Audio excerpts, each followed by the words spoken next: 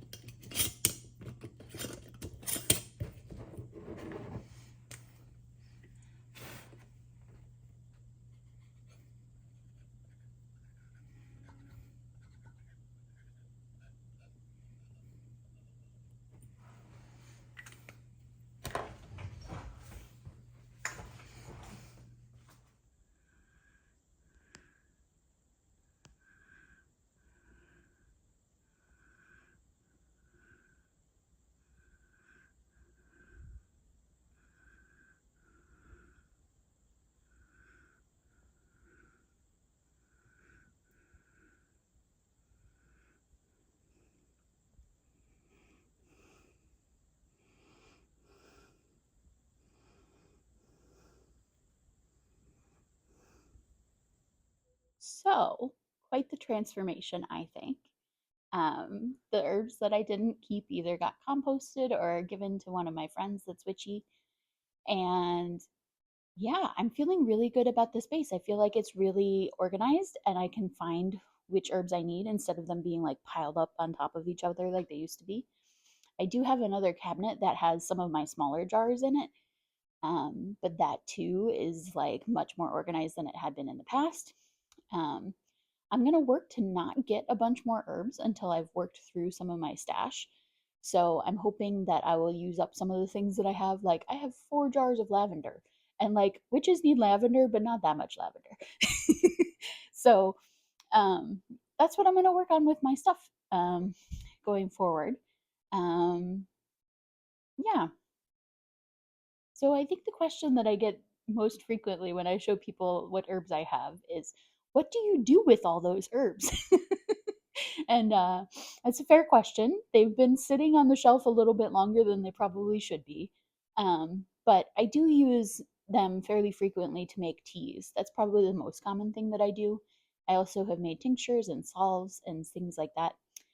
So if you're interested in any of this, as it's the springtime green witch kind of vibes around, I'm happy to talk more about some of the things that I do and some of the tinctures and potions and shenanigans that I've come up with. So let me know in the comments. What are you curious about? Do you have your own apothecary? Do you want to share pictures of it? Because I would love to see it. Um, yeah, let me know. I think that's all I've got for today. It can be a short and sweet one. Though I'm guessing with the footage it takes a little bit of time. So we shall see. I hope that you have an excellent day and that you are enjoying the full swing of spring and that you take excellent care of yourself. Have a good one.